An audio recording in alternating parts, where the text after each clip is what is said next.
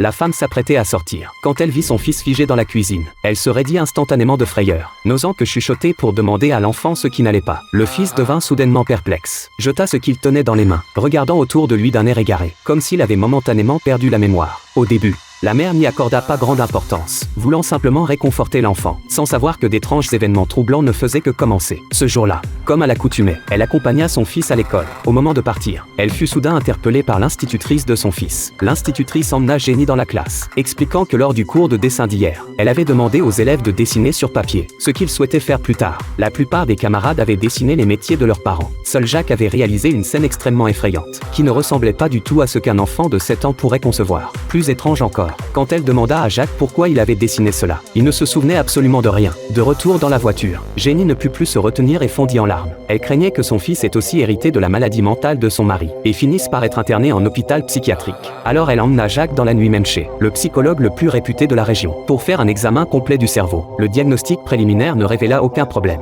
mais il fallait attendre quelques jours pour les résultats définitifs. Le médecin conseilla donc qu'une fois rentré à la maison, l'enfant tienne un journal, notant tout ce qui se passait chaque jour. Cela favoriserait la stimulation de la mémoire de l'enfant, et peut-être que cette étrange maladie pourrait guérir, sans savoir que ce petit geste allait changer la vie de tout le monde. Ce jour-là, Jenny se dépêchait d'aller au travail, et confia son fils aux voisins. D'habitude, Jacques aimait bien jouer avec les enfants de cette famille, mais aujourd'hui, John dit soudain qu'il voulait tourner un film, et précisa à Jacques qu'il ne fallait rien dire à personne. Soudain l'image changea, l'endroit se transforma en cave sombre. L'amnésie de Jacques se manifesta à nouveau, il oublia complètement ce qui venait de se passer. Il voulut demander à Lucie qui était à côté ce qui se passait, mais Lucie ne parlait pas, les larmes aux yeux. À ce moment, Paul fut témoin de tout ce qui venait d'arriver. Il tordit violemment la poupée jusqu'à la casser, et devint désormais extrêmement violent. Quelques jours plus tard, les résultats de l'hôpital arrivèrent, montrant que le cerveau de Jacques n'avait aucun problème. Le médecin supposa donc que ces amnésies répétées pouvaient être dues au manque d'amour paternel dans l'enfance, causant une certaine pression psychologique. En repensant à la dernière crise de l'enfant, qui coïncidait avec sa présence auprès du père de Lucie, dans un esprit d'essai, la mère emmena l'enfant à l'hôpital psychiatrique. C'était aussi la première fois que Jacques voyait son père depuis sa naissance. Elle pensait que l'amour paternel manquant pourrait guérir cette étrange maladie d'amnésie. Mais avant même d'avoir échangé quelques mots, soudain un éclair. Le père agrippa méchamment Jacques à la gorge. Heureusement,